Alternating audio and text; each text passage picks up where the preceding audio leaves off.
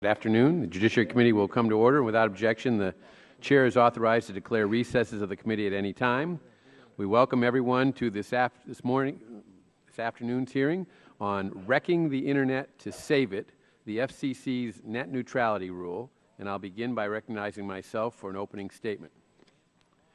On February 26, the Federal Communications Commission voted 3-2 along party lines to approve the Commission's new Open Internet Order. FCC Chairman Wheeler argues that this order will preserve and protect the Internet as a platform for innovation, expression, and economic growth.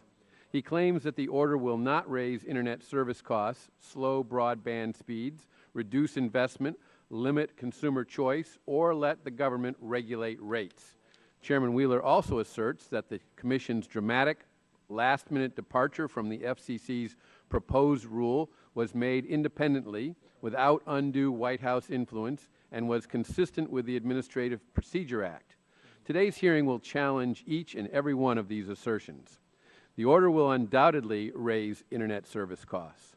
The text specifically permits the FCC to impose additional fees, raises the rate carriers must pay to deploy broadband, and opens the door to higher state and local taxes.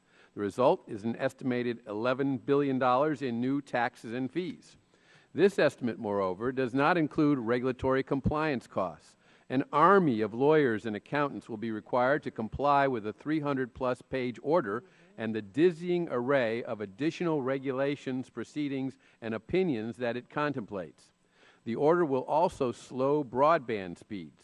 Europe already imposes utility-style regulation on its broadband providers. As a result, Europe trails America in virtually every measurable category relating to Internet speed and deployment. Indeed, Europe is thrilled that the FCC is leveling the competitive playing field. The Secretary General of European Policy Party recently remarked that the FCC was about to impose the type of regulation which has led Europe to fall behind the U.S. in levels of investment. The FCC's order will reduce consumer choice. A group of 142 wireless Internet service providers, 24 of the country's smallest ISPs, and the Small Business and Entrepreneurship Council all urged the FCC not to impose Title II regulation because it would hinder our ability to further deploy broadband, erode investment and innovation, and badly strain our limited resources. These are the types of companies that serve small and rural communities, like many in my district, and the FCC's regulations threaten their very livelihood. Forcing companies out of business rarely results in more consumer choice. The FCC's order will discourage investment. Nothing chills investment faster than regulatory uncertainty, and this order is the very definition of it. It allows the FCC to regulate virtually any activity it deems to have violated its vaguely worded 7-factor Internet conduct standard. Chairman Wheeler describes this new authority as sitting there as a referee and being able to throw the flag. What he doesn't tell you is that he won't be the only one who can throw the flag.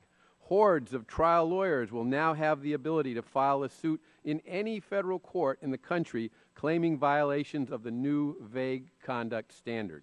Additionally, there is uncertainty regarding the validity of the FCC's order itself, which has already been challenged in court. Last time the FCC acted in this area, it took over 3 years for the courts to largely invalidate the FCC's net neutrality rule. Chairman Wheeler told other congressional committees that the order does not allow the FCC to regulate rates. Chairman Wheeler further argues that his commission will set precedent that will make it more difficult for future commissions to regulate rates. Yet it is this very commission that has overturned decades of precedent to categorize Internet service under Title II. Obviously, precedent does not carry much weight at the FCC. Furthermore, it increasingly appears that the FCC changed its proposed order under political influence rather than independently. In the words of Commissioner Pai, why is the FCC changing course? President Obama told us to do so. Finally, the public did not receive adequate notice of the final rule as required by the Administrative Procedure Act. Nearly every facet of the final rule is distinguishable from the proposed rule, and many aspects of the final rule did not receive even a single mention in the proposed rule. The Internet that existed before this FCC order was dynamic, competitive, open, and free. By raising costs, imposing a heavy regulatory burden, introducing regulatory uncertainty, and instituting government meddling into nearly every aspect of the Internet, the FCC will seriously undermine the competitive nature of the Internet. Barriers to entry will rise, smaller rivals will be forced to exit, and consolidation will likely ensue. Given these fundamental changes to the Internet, one would expect widespread documented abuses. Yet within its 300-plus page order, the FCC does not point to a single example of actual anti-competitive conduct occurring on the Internet. 4 million Americans wrote the FCC asking it to protect and promote an open Internet. The FCC turned a deaf ear and delivered the most heavy-handed regulatory regime imaginable. The FCC has destroyed the city in order to save it. I look forward to hearing today's testimony on how the FCC order will impact the future of competition on the Internet, and I now am pleased to yield to the ranking member of the committee, the gentleman from Michigan, Mr. Conyers, for his opening statement.